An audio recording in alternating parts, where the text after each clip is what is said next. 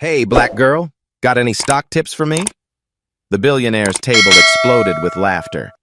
Victor Hale leaned back, savoring the moment. Come on. They must teach investing between cleaning tables and pouring wine, or is money too complicated for your kind? Nearby diners snickered, whispered, shook their heads. The black waitress stood alone, surrounded by cruel smiles and cold stares. Not one person spoke up. They saw her as nothing, a servant, a target, someone beneath them in every way, or so they thought.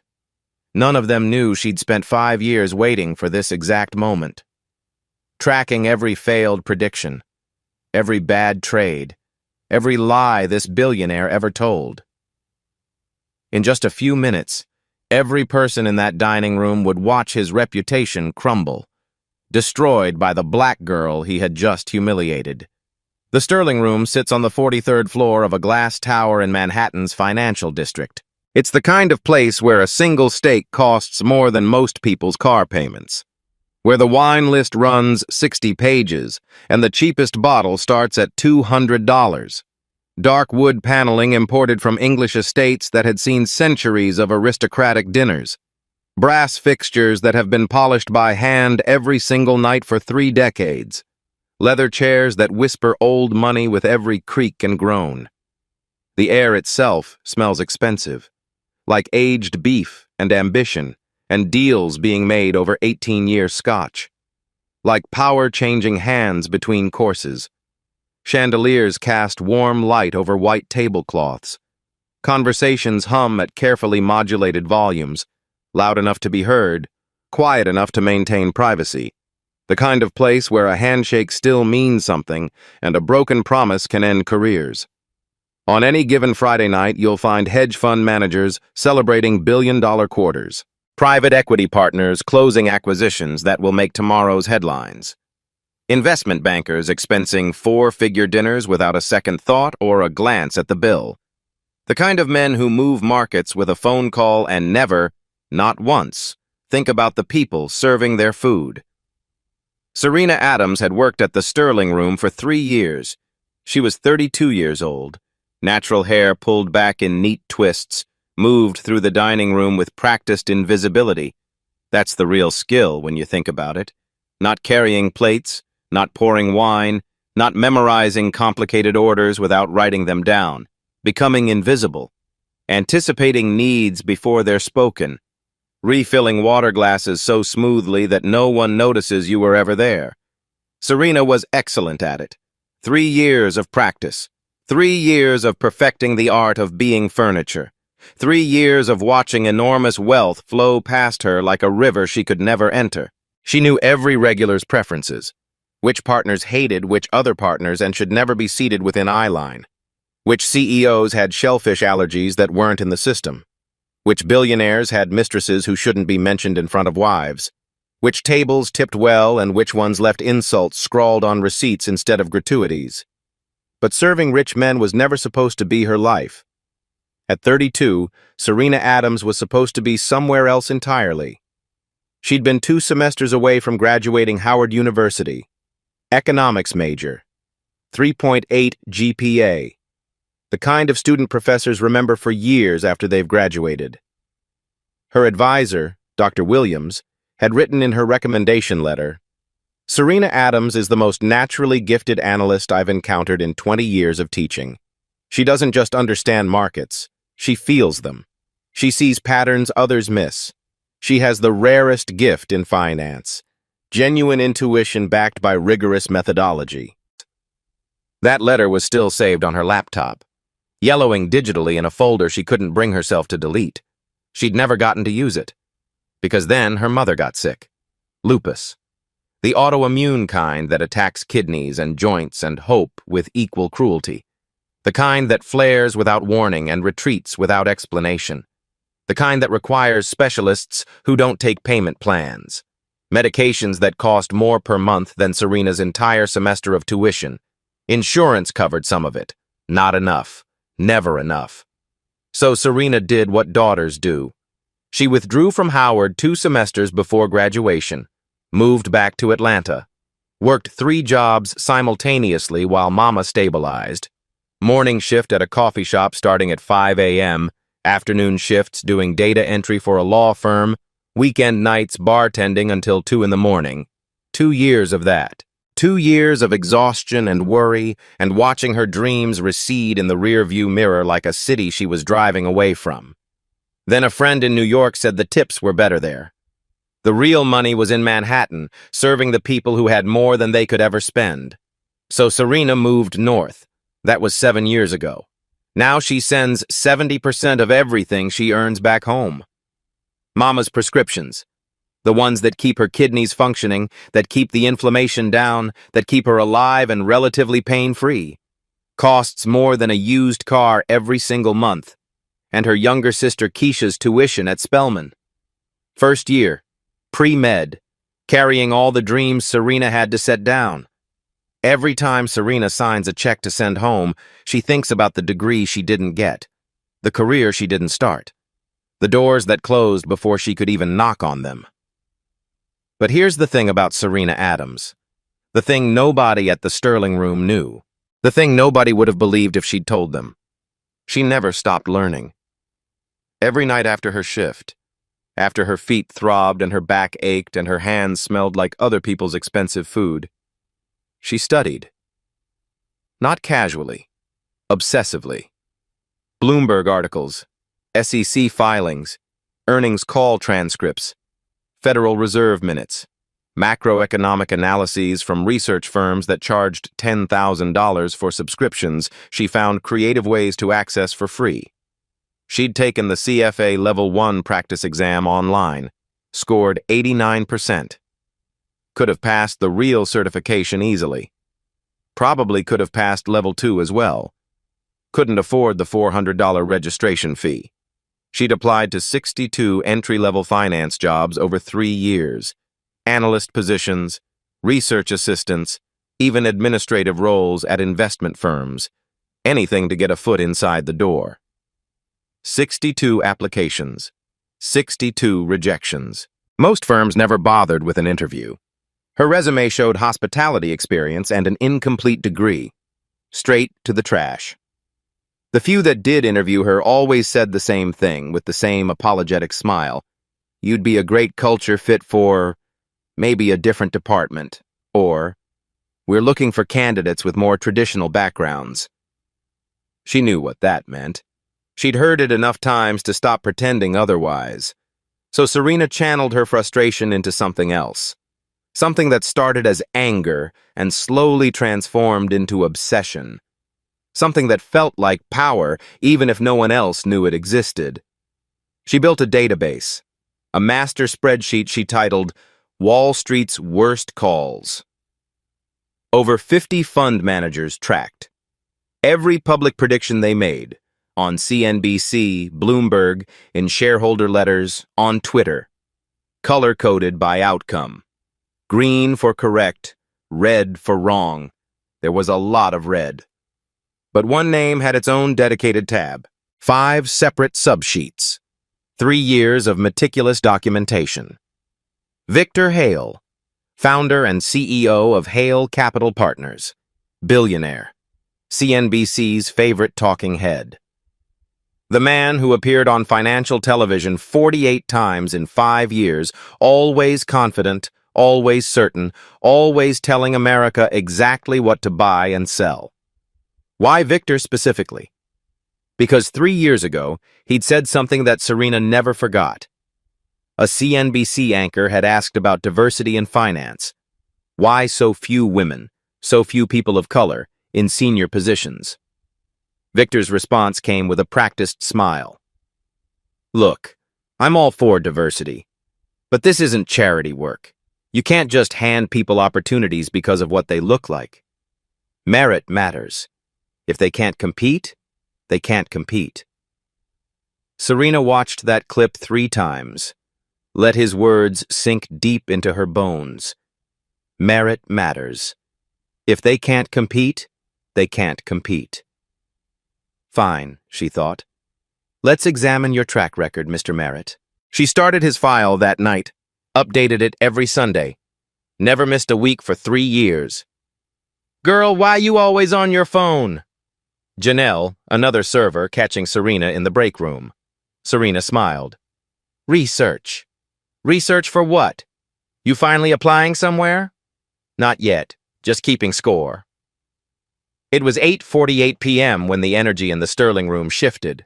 Serena felt it before she saw anything. The way conversations softened. The way the hostess straightened her posture. The way the kitchen expediter muttered something urgent into his headset. Victor Hale had arrived. Victor Hale walked into the Sterling room like he owned the building. He probably did own stock in the company that owned the building. Men like Victor owned pieces of everything. That was how real wealth worked. Not in things you could see, but in percentages of things everyone else used.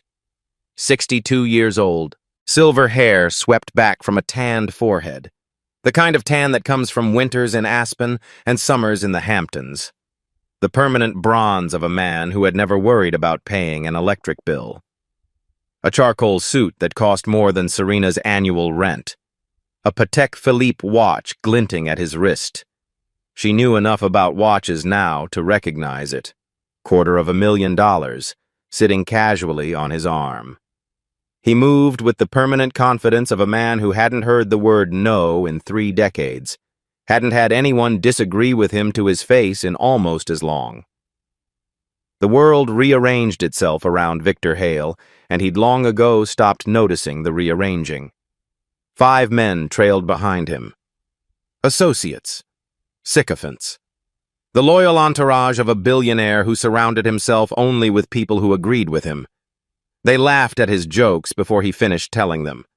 They nodded at observations that weren't insightful. They provided the constant validation that men like Victor needed like oxygen. They were headed for the corner booth. Best table in the house. Reserved under Victor's name every Friday night, whether he came or not. The restaurant kept it empty for him, turning away other customers, just in case. A busboy passed Serena, leaned close. His voice was barely a whisper. That's Victor Hale. Hedge fund guy. Tips like shit. Last time he was here, he called Maria the help to her face. Made her cry in the walk-in cooler for 20 minutes. Serena's manager materialized at her elbow. Table 12 is yours tonight. Be professional. Smile. He's one of our most important clients. She nodded, straightened her apron, picked up her notepad. Walking toward that corner booth, she had no idea what the next 2 hours would bring. No idea that tonight would change everything. Good evening, gentlemen. Welcome to the Sterling room. Can I start you with some drinks? Or would you like a few minutes with the menu? Victor Hale didn't look up. He was mid-story. Something about a CEO who'd made a catastrophically stupid acquisition. His voice dripped with contempt for this unnamed executive who dared to make a decision Victor disagreed with. His table laughed on cue, that rehearsed chuckle of men who know exactly when they're supposed to be amused. Serena waited. 10 seconds, 15, 20, 30. She stood there, notepad ready, professional smile fixed in place, invisible, like part of the furniture. Exactly as she'd been trained, exactly as the Sterling room expected its servers to be, present when needed, invisible otherwise. Finally, Victor glanced up. His eyes moved over her. Not through her, over her. The way you'd assess a lamp you were considering replacing. The way you'd look at a piece of equipment to determine if it was functioning properly. Wine list. He snapped his fingers twice. Sharp. Impatient. The reserve list, not the regular one. Of course, sir. I'll bring it right away. She turned to leave, but Victor wasn't finished. Hey. He was addressing his associate now, but his voice carried, deliberately. He meant for her to hear. Men like Victor always meant for people like Serena to hear. At least this place finally got some diversity. Makes the liberals happy, right? His table chuckled. That obligatory sound of men agreeing with their boss. Serena's face didn't change. 3 years of practice. I'll be right back with the reserve list, sir. At the sommelier station, she allowed herself 3 deep breaths. In through the nose, out through the mouth. The technique she'd developed for moments like this. The survival mechanism that let her function in spaces where people looked through her. This is the job. Absorb it. Move on. Collect the tip. Pay mama's bills. She returned with the leather-bound reserve list. 60 pages of wines most people would never taste. Bottles that cost more than some people's monthly salaries. Victor made a production of selecting.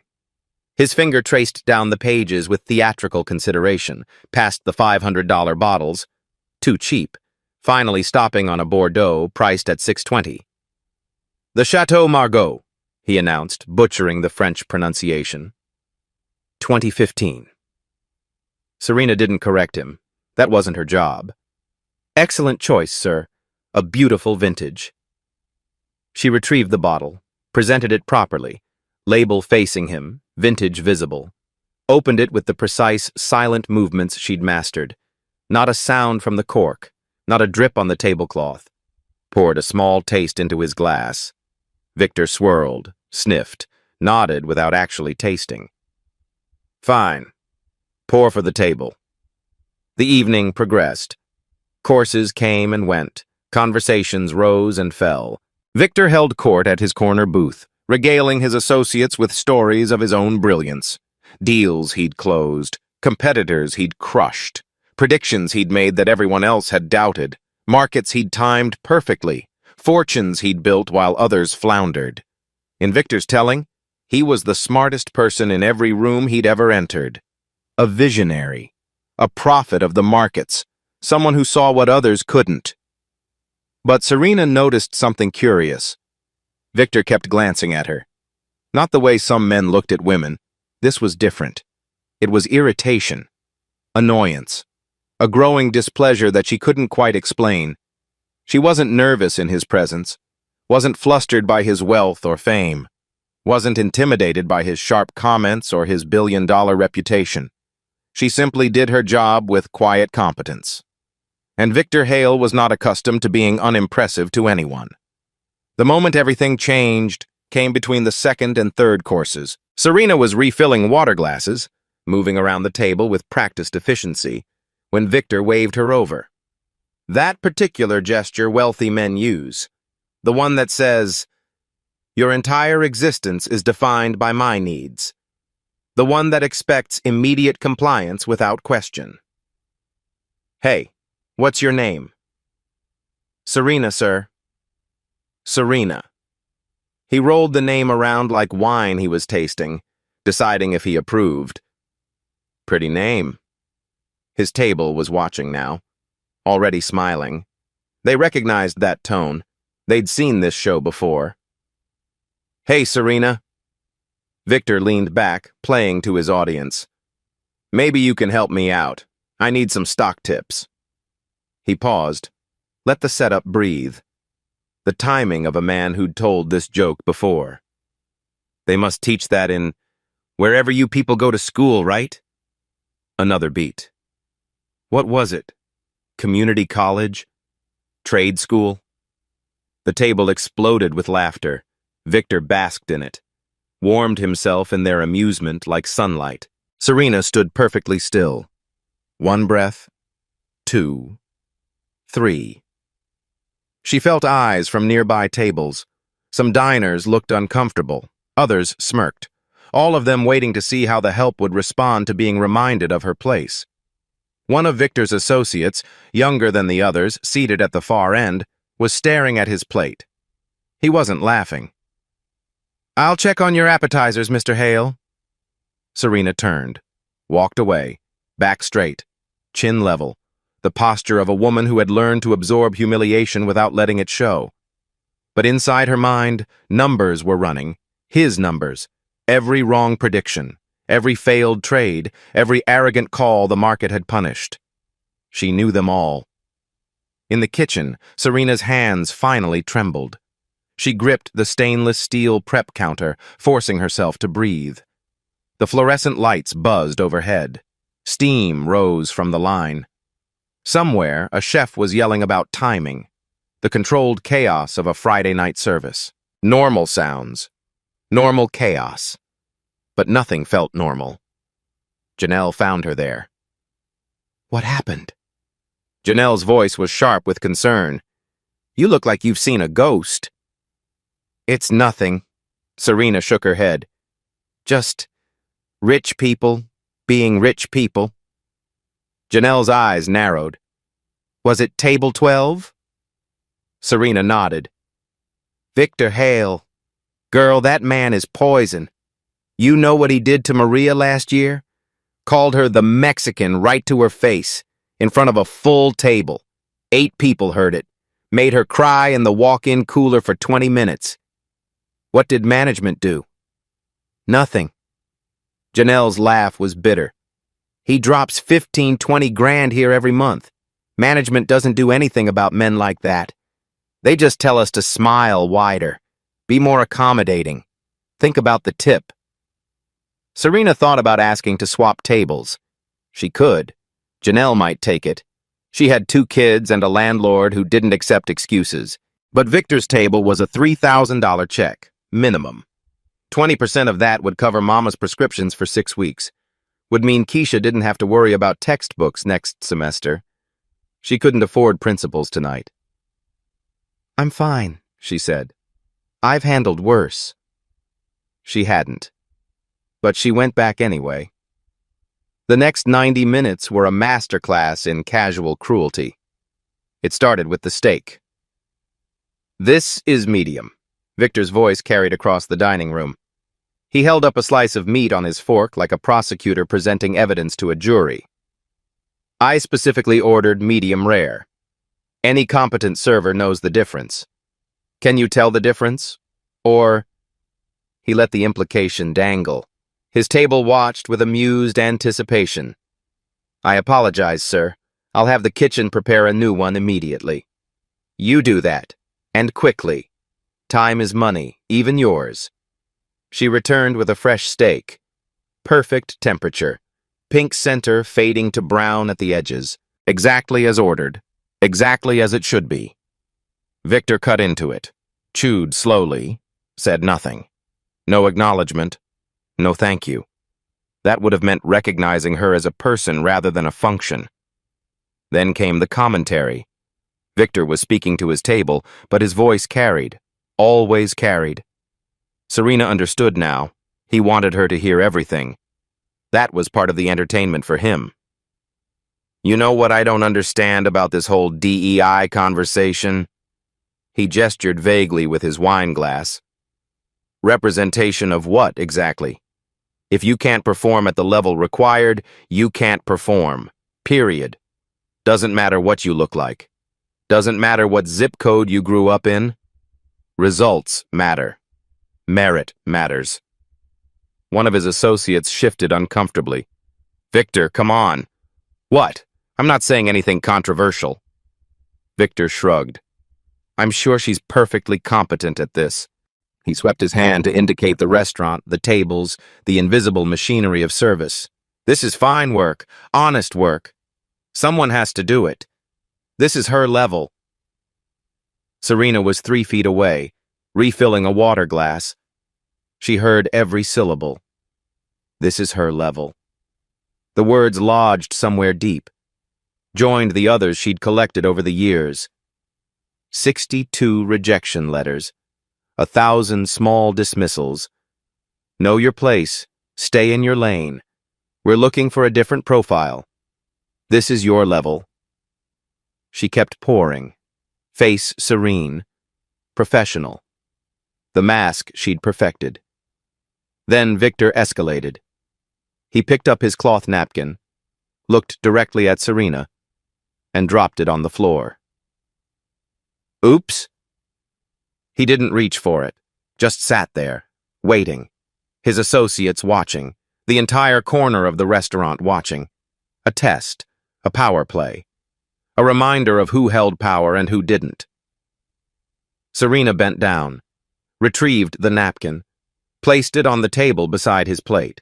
I'll bring you a fresh one, sir. See? Victor smiled at his associates, magnanimous in victory. Excellent service. They train them well here. Them. They. The words of a man who didn't see individuals, only categories, only functions, only levels. From across the dining room, Serena felt eyes on her. The elderly woman at table 6, celebrating an anniversary with her husband, was watching with undisguised horror. When Serena glanced her way, the woman mouthed 2 words. "I'm sorry." Serena gave a tiny nod. Professional acknowledgement. Kept moving. There was another observer she hadn't noticed. Corner table near the window. A black man in his late 40s. Expensive suit. Not flashy, just quality. The kind of clothing that announced itself through fit and fabric rather than labels. He was dining alone, watching everything with an expression that revealed nothing. Taking it all in. Processing. Serena didn't know his name. Didn't know he'd been observing her handle nearly an hour of degradation without once losing composure. Didn't know opinions were already forming behind those careful eyes. The manager appeared at her elbow, voice low, apologetic and stern simultaneously. "Mr. Hale mentioned you've been cold." He sounded pained. "He's one of our most valuable clients, Serena. Is there a problem I should know about?" "No problem at all." She kept her voice even, neutral. "I'll be warmer." She returned to table 12, smiled bigger, asked more solicitous questions about the wine, the food, the evening, laughed at Victor's jokes even when they weren't funny, which was most of them. Performed warmth like her livelihood depended on it, because it did. Around 10 o'clock, Victor waved her over one final time. He'd consumed enough wine to feel expansive, generous, ready for entertainment. "Serena, come here." She approached. "I feel bad about earlier." He didn't look sorry. Men like Victor never looked sorry. "That joke about the stock tips, that was mean of me." She waited, said nothing. Experience had taught her that silence was often the safest response. "So let me give you a real chance." He leaned back, performing for his associates. "Give me one stock tip. Seriously. Something you'd actually invest in if you had money to invest." His table was grinning. "Entertainment time. Unless you can't think of anything?" Victor's smile sharpened. "That's okay. Not everyone is built for this kind of thinking. Some people are meant to serve. That's just reality." He let that settle into the air between them. Nothing wrong with that. Serena stood there, notepad in hand. 3 years of research in her memory. 62 rejection letters seared into her heart. Mama's prescription costs burning a hole in her pocket. "You people," echoing in her skull. She could do the safe thing. The smart thing. Just say, "I don't follow the market, sir." Laugh softly. Shrug. Survive the shift. Go home. Pay the bills. Swallow the humiliation like she'd swallowed 1,000 others. This is what the job demanded. This is what being a black woman in spaces like this always demanded. Smile. Nod. Absorb. Survive. "I'm sorry, Mr. Hale." The words came out steady. Practiced. "I don't really follow." "That's what I thought."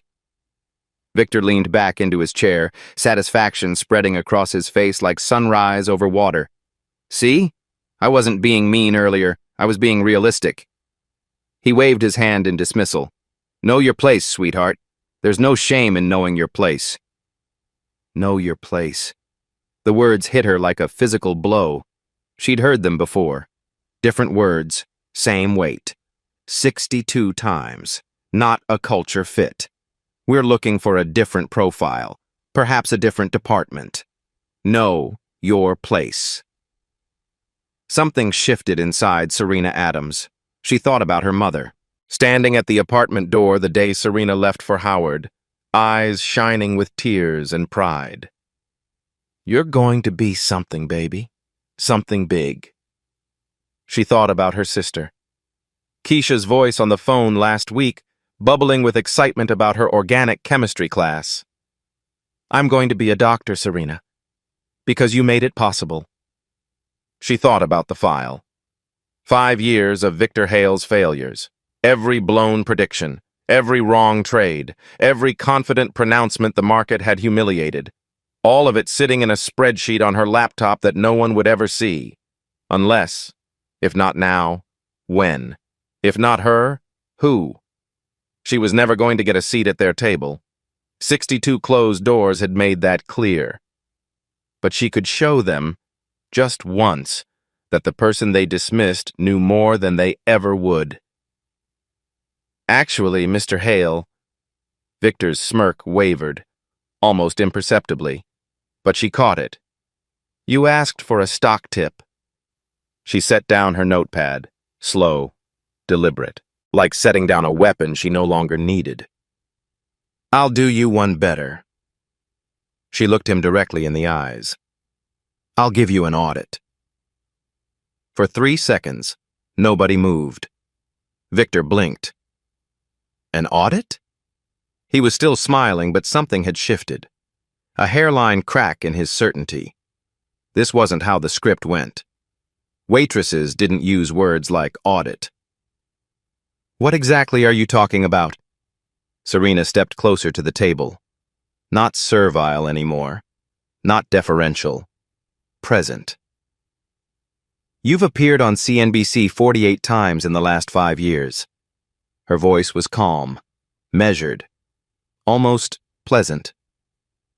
"You've published 19 shareholder letters, filed 23 Form 4s with the SEC, made 84 public predictions about markets, sectors, and individual stocks." She let that settle. One of the associates set down his fork. The tiny clink of metal on porcelain sounded loud in the sudden quiet. Victor laughed, but the sound came out wrong. Uncertain. "Have you been stalking me? That's a little—" "I've been doing research." Serena's tone didn't change. "The kind of work you pay analysts $300,000 a year to do." She paused. "Except I did it better, and I did it for free." The dining room had gone quiet. Tables nearby had stopped their own conversations. Heads were turning. "You asked me to prove I understand stocks." Serena clasped her hands in front of her, the posture of someone about to deliver a presentation. "Let me prove something more interesting instead. I know everything about your stocks, Mr. Hale. Every public call you've made, every position you've disclosed, every prediction you tweeted and then deleted when the market proved you wrong." Victor's jaw tightened. "Every mistake. All of them." "This is ridiculous." Victor's voice rose slightly. "You're await 84 predictions. 5 years. Serena cut him off. Smooth. Clean. "Would you like to know your accuracy rate, or should I skip straight to the highlights?" Victor's face had lost color. But men like Victor didn't back down. Couldn't back down. Not in front of an audience. "Fine." He crossed his arms. "Enlighten us." "Your accuracy rate on public predictions is 29%. The number hung in the air. "A coin flip gives you 50%. A dart-throwing monkey would outperform you significantly." Someone at a nearby table inhaled sharply. "Victor, that's absurd. Where are you?" "Let's walk through it category by category." Serena's tone was almost professorial now, like a lecturer addressing students. "Equities first, then macro calls, then crypto, then the trades you made with your investors' actual money." She tilted her head slightly. "Sound fair?" No one answered. Serena continued. "March 2023, CNBC Squawk Box, 7:15 a.m. Eastern. You called NVIDIA, quote, the most overvalued stock in America. You said AI was a bubble. Compared it to pets.com. Recommended viewers short the stock at $480. Victor's expression flickered. NVIDIA closed yesterday at $892. That's an 86% move against your call. Anyone who followed your advice lost nearly half their investment. Anyone who shorted based on your recommendation got destroyed. One of the associates was staring at Serena like she'd grown wings. August 2020. You shorted Tesla at 450 pre-split. Called Elon Musk, your exact words, a con man running a car company on tweets and dreams. Predicted the stock would collapse below 200 by Christmas. Said it was the easiest short of the decade. She let that breathe. It reached 1200 by November. You covered your short at the worst possible moment. That single trade cost your fund $23 million. I read your quarterly letter. You blamed irrational market exuberance. But the market wasn't irrational. Your analysis was incomplete. That was Victor started. January 2021. Serena didn't let him finish. GameStop.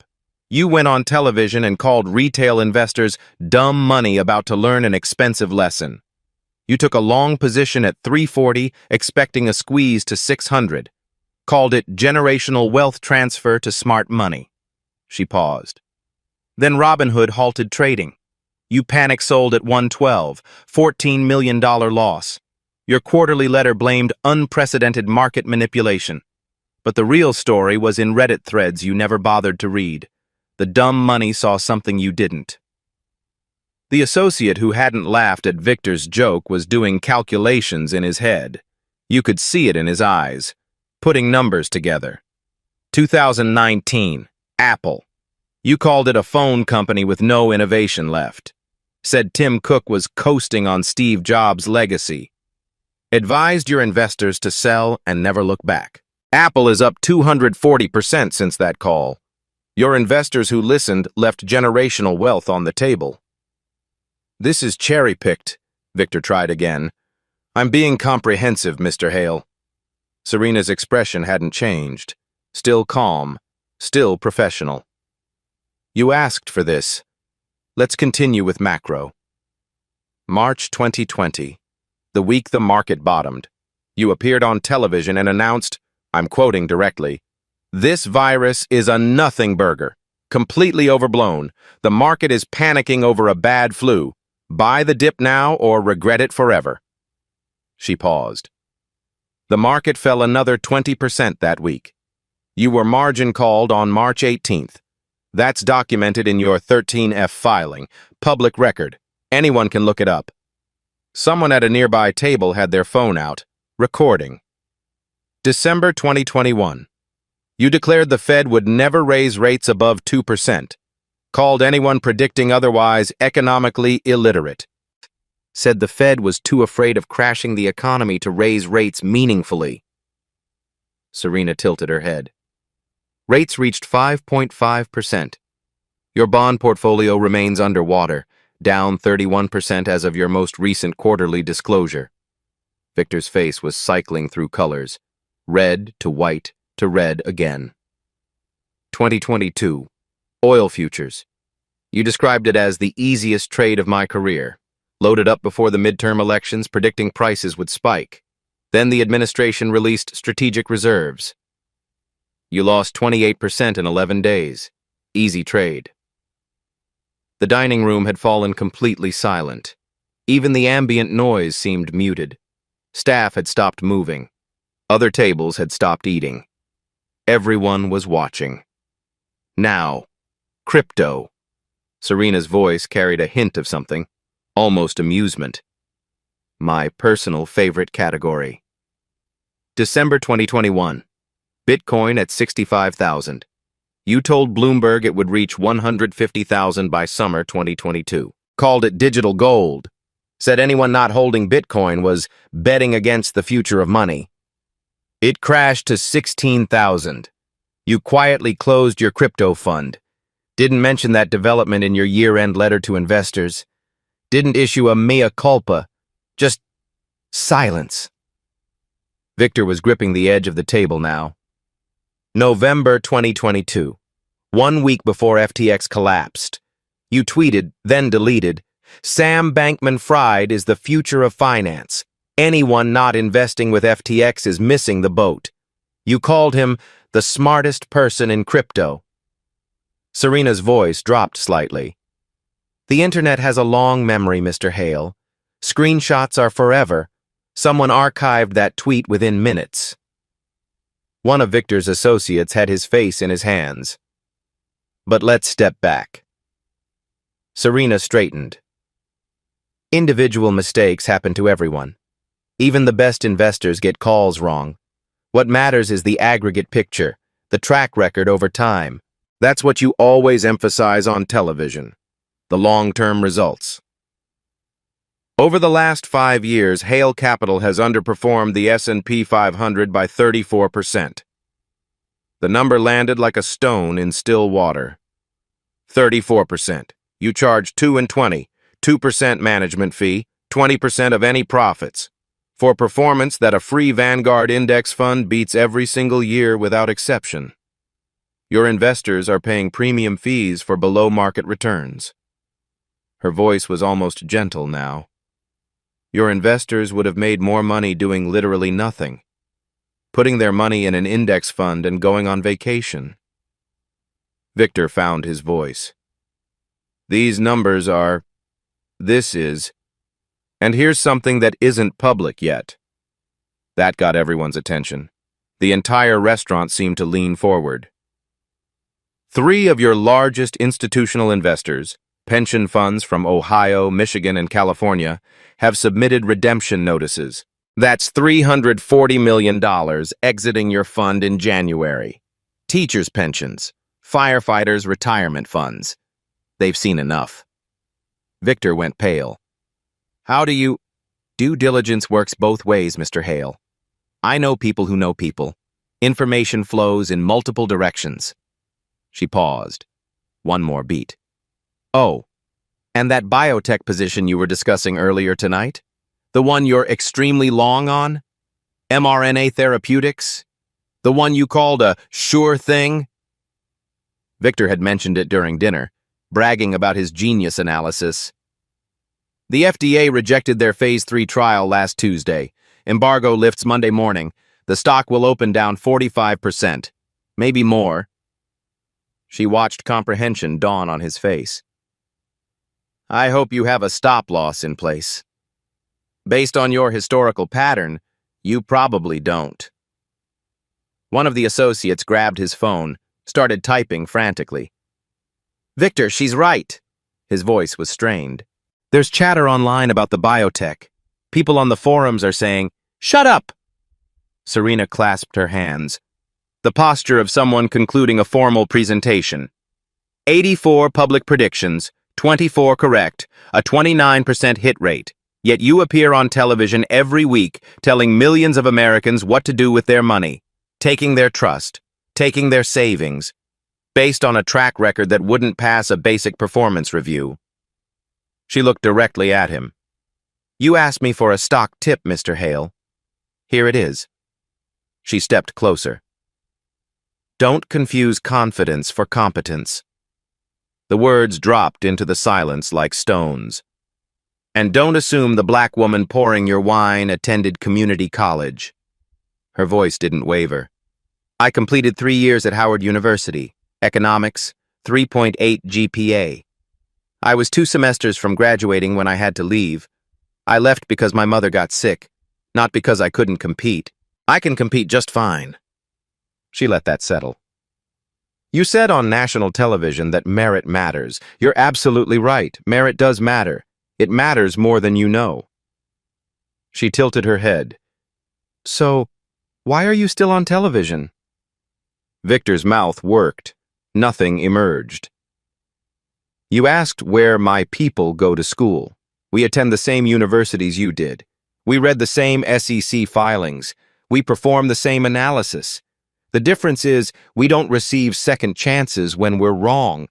We don't get to fail upward.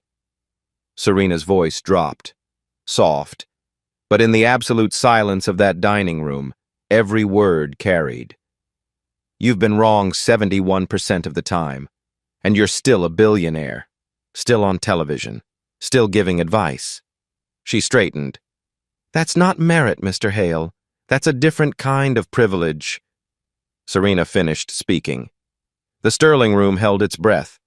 1 second of silence, 2, 3, 4, 5.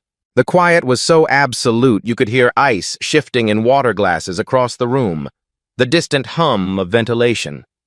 A nervous swallow from one of Victor's associates, the soft creak of leather as someone shifted in their chair. Victor Hale sat frozen. His face had cycled through crimson, chalk white, and settled on an ashen gray that made him look 10 years older.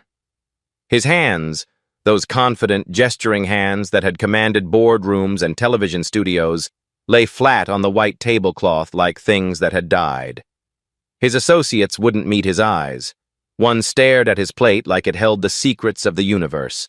Another pretended to study his phone, scrolling without seeing. The youngest one, the one who hadn't laughed at the original joke, was looking at Serena with something between shock and wonder. Then someone started clapping. It was the woman from table 6, the anniversary couple. She rose from her chair, which in a place like the Sterling room simply wasn't done, and began to applaud. Slow, deliberate, each clap a statement. Her husband stood with her, joined in. Then a man in the corner. The black man who'd been dining alone. Raymond Brooks, though Serena didn't yet know his name, stood and added his applause to theirs. Then another table, and another. Like a wave building far offshore, it rolled through the dining room. The Sterling room, that temple of old money and older manners, where discretion was currency and servers existed to be invisible, filled with applause. For a waitress, for Serena Adams. Some diners stood, the nervous couple on their first date. A group of women celebrating a promotion. Even certain regulars, the kind who usually pretended staff didn't exist, were on their feet. They were applauding for her. Victor's corner booth sat in stunned isolation. Islands of humiliation in a sea of appreciation. One associate was frantically texting. Damage control protocols already activating. Another had his face buried in his hands. A third was signaling desperately for the check, wanting only to escape. Victor exploded from his chair. The legs scraped against hardwood with an ugly sound. His face had gone from gray to purple. "This is..." His voice cracked. He tried again, louder, trying to project the authority he'd always possessed. "This is harassment. Slander. I'll sue you. I'll sue this restaurant. I'll have your job. I'll destroy your career before it even starts. I'll..." "Sue her for what?" The voice came from across the room. A silver-haired man at another table. The kind who probably ran his own company, who recognized real capability when he saw it. "For reading your public SEC filings? That's not slander. That's research." Laughter rippled through the dining room. Not the sycophantic chuckles Victor was accustomed to inspiring. Not the obligatory sounds of people humoring a powerful man. Something else entirely. They were laughing at him. "Hey, Victor!" Another voice, another table. "What's Nvidia trading at these days?" More laughter, louder now. "Wasn't Bitcoin supposed to be at $150,000 by now?" Someone else. The laughter built. Victor's composure shattered completely. He grabbed his wallet, ripped out a fistful of $100 bills, and hurled them onto the table. They scattered across the white linen like autumn leaves. "We're leaving." He directed this at his associates, but the command in his voice had evaporated. "Now!" They scrambled to gather their things. Coats, phones, briefcases, collected with the hurried, shameful movements of people desperate to escape a scene they wanted no part of. As they moved toward the exit, Victor turned back one final time. His finger pointed at Serena, shaking visibly. "You think this changes anything?" His voice was too loud, too shrill. "You're still just a..." He stopped. The room was watching. Every eye, every phone camera, every witness ready to capture whatever came next. The silence dared him to finish that sentence. He didn't. Victor Hale turned and walked out of the Sterling room without another word. His entourage trailed behind, none of them meeting anyone's eyes. All except one. The associate who hadn't laughed at the original joke. He paused at the door, turned back, found Serena's eyes across the crowded room. He nodded, once. A small gesture of respect from an unexpected quarter. Then he was gone. The applause had faded, replaced by excited conversation.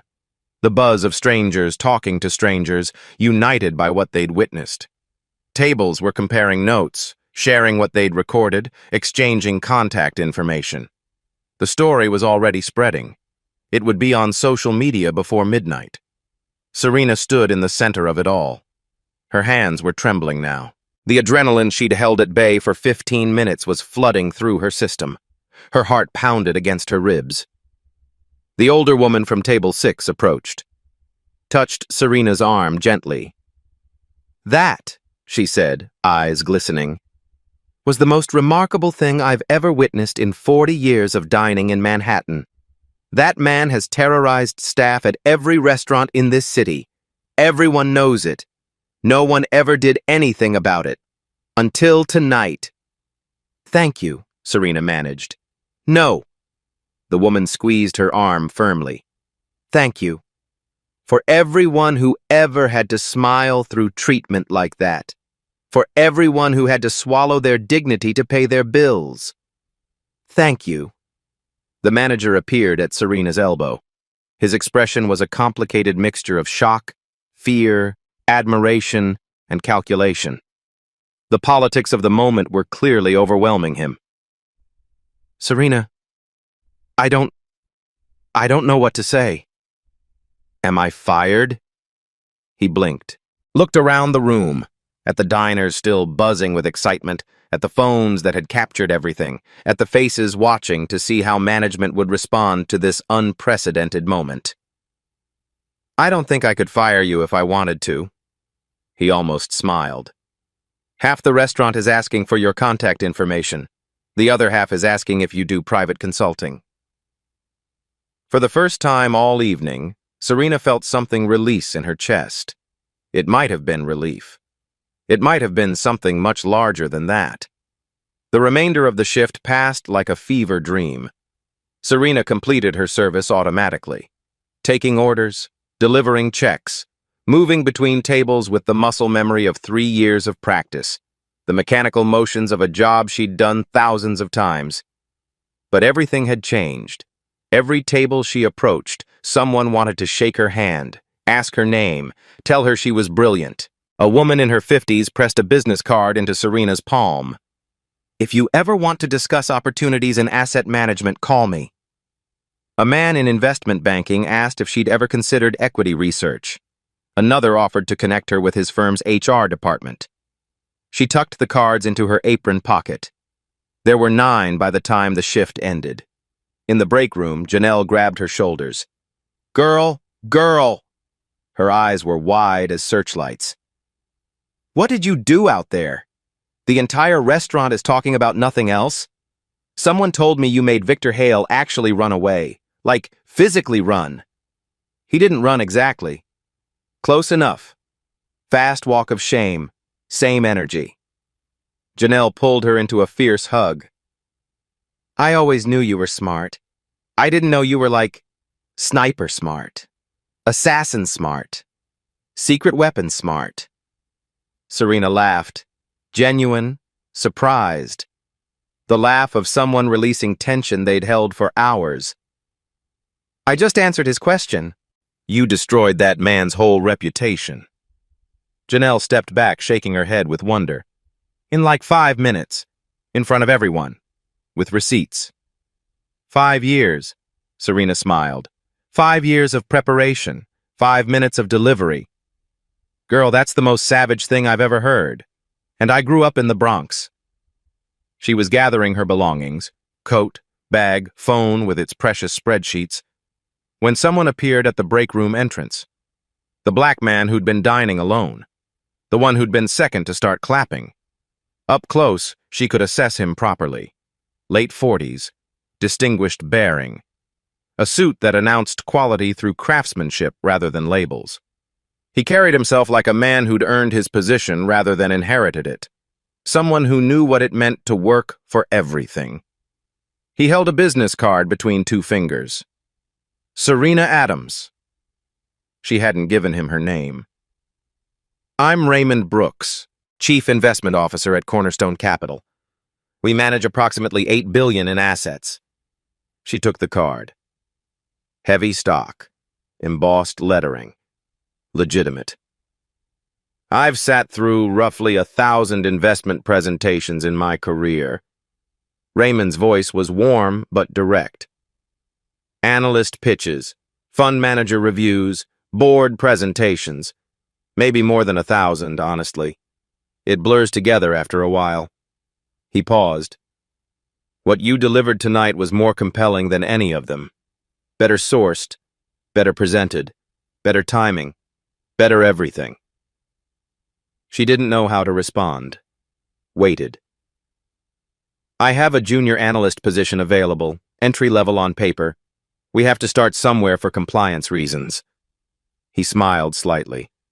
But based on what I witnessed, you'll be running your own portfolio within 18 months. Maybe sooner if you're as good as I think you are. Serena's breath caught. We fully sponsor CFA certification for all analysts. Comprehensive benefits package. The kind that actually covers things. The kind that matters. He paused meaningfully. Your mother's medications would be covered. She looked up sharply. How do you know about my mother? I don't. Raymond's expression was kind, understanding. But I recognize someone fighting for more than themselves. When the stakes are personal. When it's not about ego or revenge, it's about necessity, about family, about proving something that should never have needed proving. He met her eyes steadily. And I recognize what it looks like when someone's been systematically underestimated their entire life. I've lived that experience myself. Serena held the card. Such a small thing. Such a massive thing. 62 closed doors, and now possibly an open one. Why me? You know nothing about me except what you observed tonight. I know you tracked a billionaire's failures for 5 years. That's not anger, that's discipline. That's commitment. That's the kind of focus most people can't sustain for 5 weeks, let alone 5 years. He nodded toward the dining room, toward the door Victor had fled through. And you waited for precisely the right moment to deploy that information. That's patience, strategy, timing. Those are the rarest qualities in finance. He stepped back. The technical knowledge I can teach. What you already possess, I can't. Some things can't be learned. They can only be recognized. Serena looked at the card again. Cornerstone Capital. A real address, a real opportunity, a real door. Can I think about it? Of course. Don't think too long, though. Raymond smiled. That biotech prediction will be everywhere by Monday morning. You may have competing offers by then. He turned to leave, paused at the door. For what it's worth, Serena, you were the smartest person in that room tonight. You've probably been the smartest person in most rooms you've ever been in. Now everyone knows what was always true. He walked out. Serena stood holding the business card, the weight of possibility in her hand. 4 months later. The elevator doors opened on the 44th floor of a glass tower in Midtown Manhattan. Serena Adams stepped out. She wore a blazer now, real professional shoes instead of the non-slip kitchen clogs she'd lived in for 3 years. A badge hung around her neck. Cornerstone Capital. Serena Adams, Junior Analyst. Her desk waited by a window with a view of the city she'd served for 3 years from ground level. A real desk, with a nameplate, and a Bloomberg terminal glowing with market data. The same data she used to access through workarounds and free trials. Now it was at her fingertips, paid for, legitimate. Pinned above her monitor, a single photograph. Keisha at Spelman, white coat ceremony, grinning with her whole heart. Serena still maintained Wall Street's worst calls. Old habits. But now she updated it during lunch breaks, between research assignments.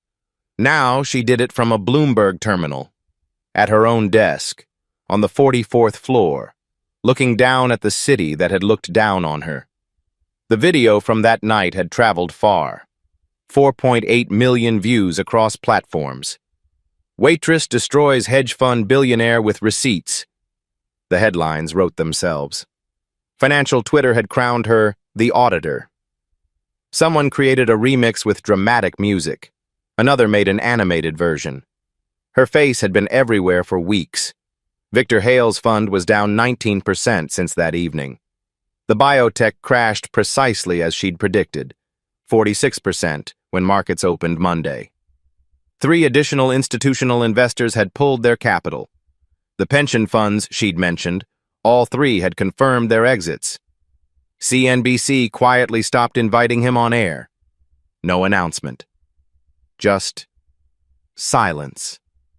The worst thing that could happen to a man like Victor, not scandal, irrelevance. Her phone buzzed. Mama. Baby, I saw you on the news again. Her mother's voice crackled with warmth and wonder. Some man in a suit was talking about your market analysis. I didn't understand a single word of what he was saying. A pause. But I understood they respect you now. Finally. Serena leaned back in her chair, gazed out at the Manhattan skyline. They're starting to, Mama. Your father always said you were the smartest one in any room. He just didn't know which room yet.